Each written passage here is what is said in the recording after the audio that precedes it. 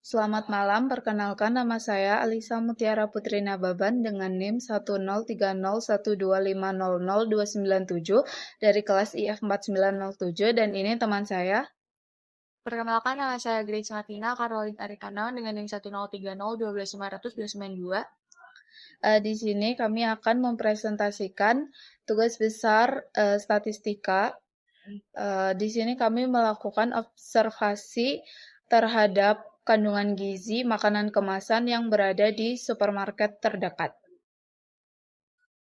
Jadi, setelah melakukan observasi ke supermarket, kami menemukan sekitar 193 data, dan di sini kami mengambil 4 variabel, yaitu adalah kalori, lemak, karbohidrat, dan juga protein. Oke, selanjutnya di sini saya akan menjelaskan tentang histogram berdasarkan gambar yang disajikan. Sumbu horizontal X merepresentasikan nilai kandungan kalori, sedangkan sumbu vertikal Y menunjukkan frekuensi observasi.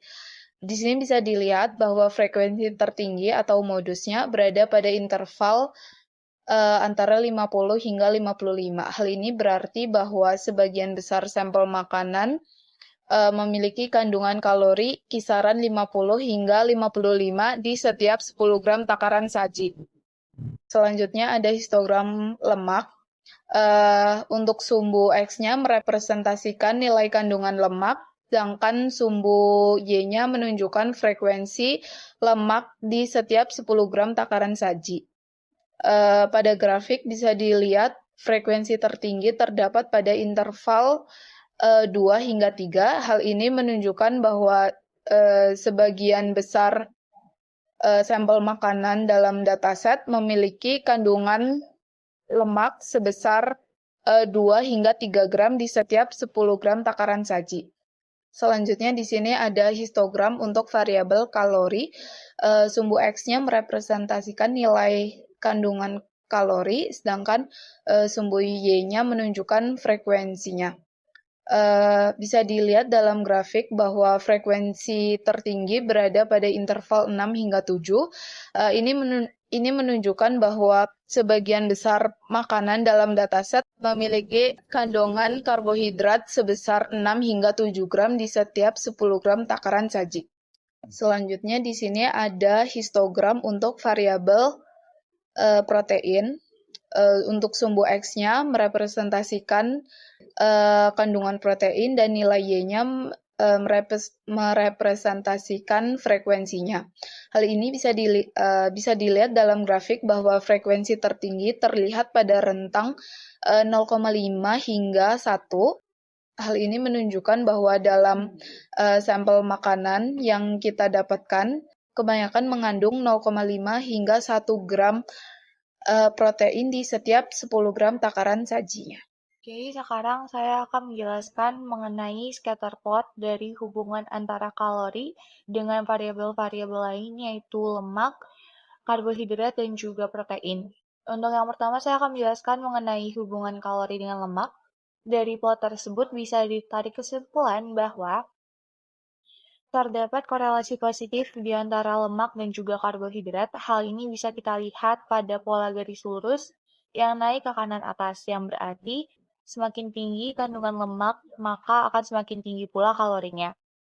Selanjutnya, untuk scatter plot dari hubungan kalori dengan karbohidrat, ini berbanding terbalik dengan variabel lemak. Hal ini berarti bahwa pada sampel yang kita punya, makanan dengan karbohidrat tinggi itu belum tentu menyumbang kalori yang terbesar, yang mungkin disebabkan oleh rendahnya kandungan lemak pada sampel tersebut. Selanjutnya, untuk yang terakhir adalah scatter plot dengan hubungan kalori dan juga protein. Di sini memperlihatkan bahwa pola hubungan yang berbeda dibandingkan variabel karbohidrat dan juga lemak. Secara umum, tidak terlihat adanya korelasi yang kuat antara kandungan protein dan juga jumlah kalori. Hal ini berarti bahwa kandungan protein dalam sampel ini relatif rendah dan juga stabil, serta tidak menjadi variabel utama yang mempengaruhi jumlah kalori secara signifikan. Selanjutnya di sini saya akan menjelaskan tentang koefisien korelasi antara kalori dengan lemak, kalori dengan karbohidrat, dan kalori dengan protein. Yang pertama, hubungan kalori dan lemak. Terdapat korelasi positif yang kuat dengan nilai koefisien korelasi sebesar 0,7853008. Hal ini bisa menjelaskan bahwa lemak merupakan kontributor utama terhadap peningkatan kalori. Selanjutnya, hubungan kalori dengan karbohidrat. Hasil koefisien korelasi menunjukkan hubungan linear negatif atau berbanding terbalik, yaitu dengan nilai minus 0,65577878. Data ini memperlihatkan bahwa produk dengan kandungan karbohidrat tinggi justru cenderung memiliki total kalori yang lebih rendah. Selanjutnya ada hubungan kalori dan protein. Kalori dan protein memiliki koefisien korelasi sebesar 0,09739249. Hal ini bisa dilihat di scatter plot yang sudah dijelaskan. Sebaran data pada plot terlihat acak tanpa membentuk pola garis yang jelas, menandakan bahwa tinggi rendahnya protein tidak mempengaruhi total kalori secara signifikan. Selanjutnya saya akan menjelaskan mengenai box plot dari kalori dan juga lemak. Yang pertama-tama saya akan menjelaskan box plot mengenai kalori terlebih dahulu. Median data dari kalori berada pada kisaran 50 kilokalori, dengan kotak interkuartil yang cukup sempit menandakan bahwa 50% sampel data yang kami miliki, nilai kalorinya itu seragam di rentang 45 sampai 55 kilokalori. Namun, grafik menunjukkan adanya pencilan yang signifikan di kedua arah. Jadi terdapat sampel dengan kalori yang sangat tinggi, yang melebihi 70 kilokalori, dan juga terdapat sampel yang memiliki kalori yang sangat rendah, yaitu kurang dari 30 kilokalori. Selanjutnya, saya akan menjelaskan mengenai box plot dari lemak. Jadi, kotak utama box plotnya berada di posisi nilai rendah, yaitu sekitar 2 gram. Namun, di sini banyak banget terdapat pencilan di bagian atas yang mencapai nilai hingga 8 sampai dengan 10 gram. Hal ini mengonfirmasi bahwa mayoritas sampel makanan dalam dataset ini sebenarnya rendah lemak, tapi ada beberapa produk dengan kandungan lemak yang sangat tinggi. Untuk box plot karbohidrat, di sini data karbohidratnya memiliki median yang cukup tinggi, yaitu berkisar di angka 6 sampai dengan 7 gram. Dengan kotak interkuartilnya menunjukkan bahwa 50% data itu berada di nilai karbohidrat yang tinggi, tapi terdapat beberapa pencilan di sisi bawah, yaitu sekitar nilai 2 sampai dengan 4 gram. Hal ini berarti bahwa meskipun mayoritas sampel makanan yang kami dapatkan memiliki kandungan karbohidrat yang tinggi, tapi ada sekelompok kecil sampel dengan karbohidrat yang jauh lebih rendah daripada rata-rata.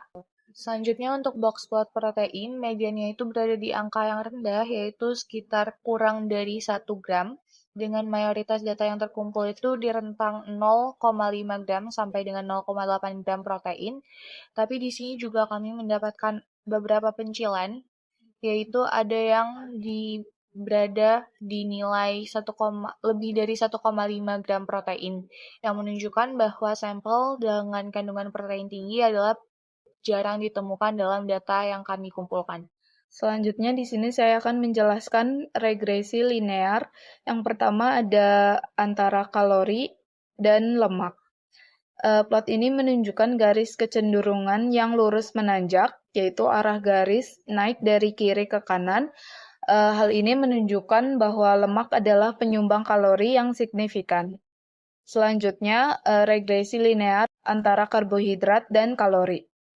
Plot ini menunjukkan tren yang menurun atau negative slope, yaitu garis biru lurus bergerak turun. Ini berarti dalam dataset ini produk yang padat karbohidrat justru menyumbang kalori yang lebih rendah dibandingkan produk yang rendah karbohidrat. Selanjutnya, regresi linear antara protein dan kalori. Berbeda dengan variabel lemak dan karbohidrat, garis regresi pada grafik ini terlihat mendatar dengan kemiringan yang mendekati 0. Hal ini menunjukkan bahwa tidak ada hubungan linear yang signifikan antara protein dan jumlah kalori. Selanjutnya saya akan menampilkan exploratory data analisis yang sudah kami peroleh ataupun dataset yang kami kumpulkan. Jadi di sini ada dari kalori, itu minimal kalori yang kami dapatkan dari sampel adalah 24,75 kilokalori, sedangkan maksimalnya berada di 83,33 kalori untuk 10 gram takaran saji.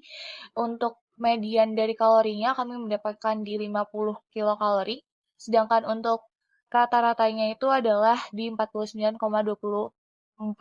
kilokalori.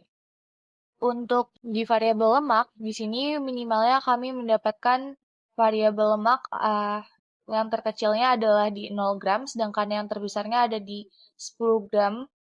Untuk mediannya itu berada di 2 gram, sedangkan untuk rata-ratanya itu adalah di 2,262 gram. Untuk karbohidrat, di sini minimal karbohidrat yang kami dapatkan itu berada di 2,33 gram, sedangkan untuk maksimalnya kami mendapatkan di 8,89 gram per 10 gram takaran saji. Jadi untuk yang protein di sini minimal berdasarkan sampel yang kami dapatkan adalah di 0 gram, sedangkan untuk maksimalnya berada di 2,19 gram. Untuk mediannya kami dapat di 0,66 gram dan juga untuk rata-ratanya berada di 0,6692 gram. Ini untuk 10 gram takaran saji. Selanjutnya di sini ada scatter plot gabungan, yaitu scatter plot kalori dan lemak. Setelah itu scatter plot kalori dan karbohidrat, dan juga scatter plot kalori dan juga protein. Selanjutnya ada density untuk setiap variabel, yaitu ada kalori, lemak, karbohidrat, dan protein. Sekian presentasi dari kami. Kami mohon maaf jika ada salah kata. Terima kasih. Dadah!